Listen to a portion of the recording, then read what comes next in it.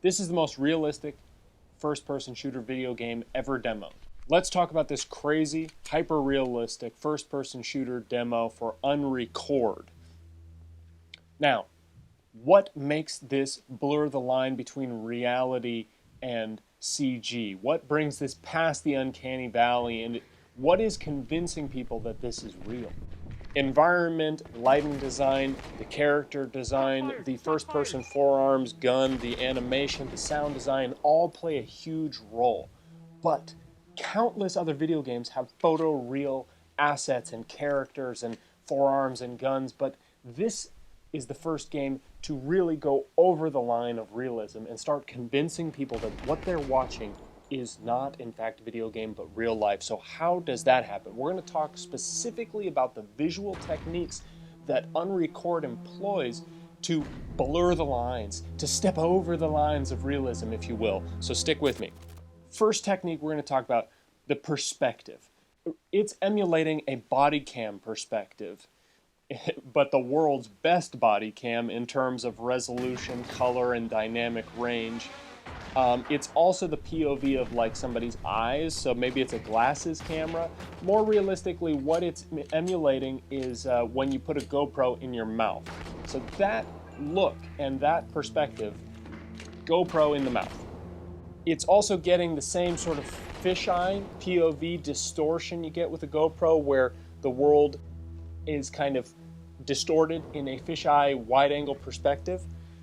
The second technique is image degradation that adds to the realism by smoothing out the clinical perfection of the 3D assets and the 3D lighting. Okay, so the first image degradation that we see is vignetting. What is vignetting? Well, lenses primarily capture images in a circle. It's called an image circle. Remember that. And the image circle is projected onto a square or rectangular image sensor. When the image circle is too small to cover the entire image sensor, that's when you can get vignetting. And you're starting to see some of that image circle in the corners of the rectangular image sensor, the image that we're getting. Now, so why is the vignette moving? That brings us to another image degradation that we're getting. And this is, they are simulating image stabilization. What is image stabilization? It's when you've got shaky or moving footage and you use some technology to counteract that shaky or moving imagery. Okay? There are multiple ways that you can achieve image stabilization. You've got digital, where the software tries to stabilize the image. You've got optical, where elements of glass in your lens move to try to counteract the shaky movement. Or there's mechanical sensor stabilization, which is present in the iPhones and my GH5. That is where the sensor literally moves to counteract the movement of the camera. Now this directly connects to vignetting.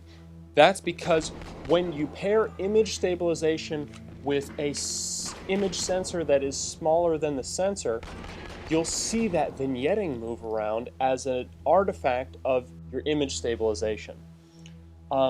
What happens is your image is stable, but because it's moving around to counteract the movements, you see that vignette moving around. Image stabilization. If you move your camera to the right, the image moves to the left to try to counteract that, to try to smooth it out.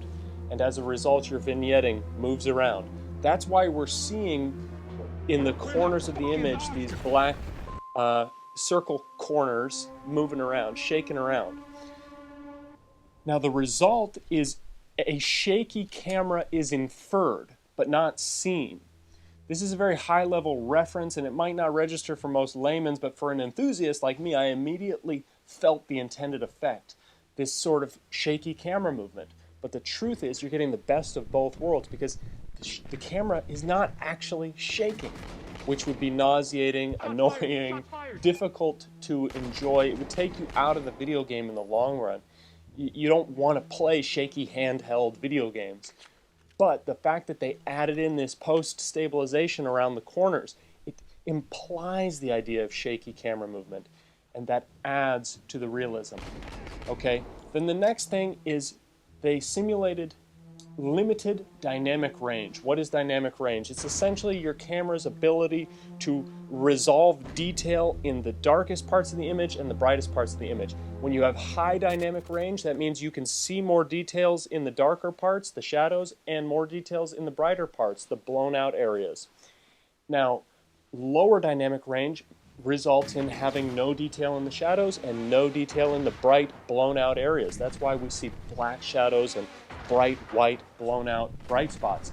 And by reducing the dynamic range, we reduce the amount of details we resolve, and it makes the image look more realistic because it's what we see with GoPros and iPhones and body cams.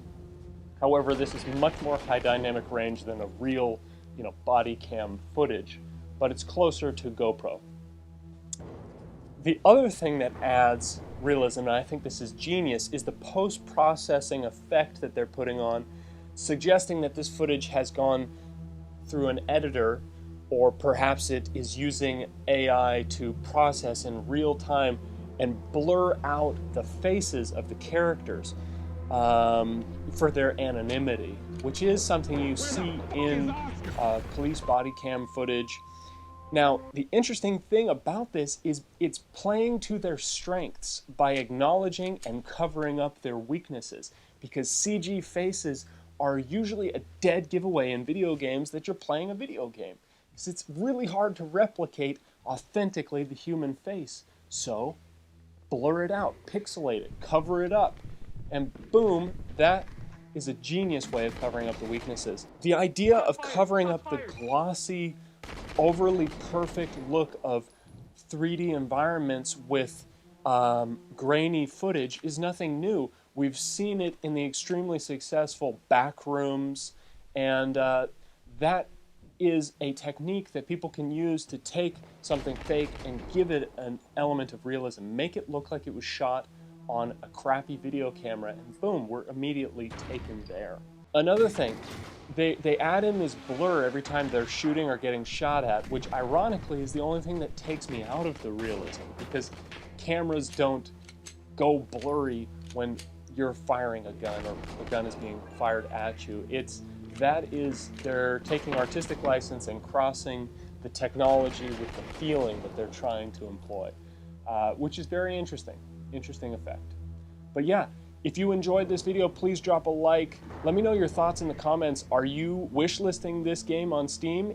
Unrecord is available to wishlist on Steam right now. Please subscribe, hit the bell icon so you get notified by my next video. Did you believe that this was real footage the first time you saw it? Pretty crazy the level of realism we're able to achieve and I'm very excited to see what this indie developer does with this game. Can't wait to play it. Okay guys, thanks for watching. Love ya, bye!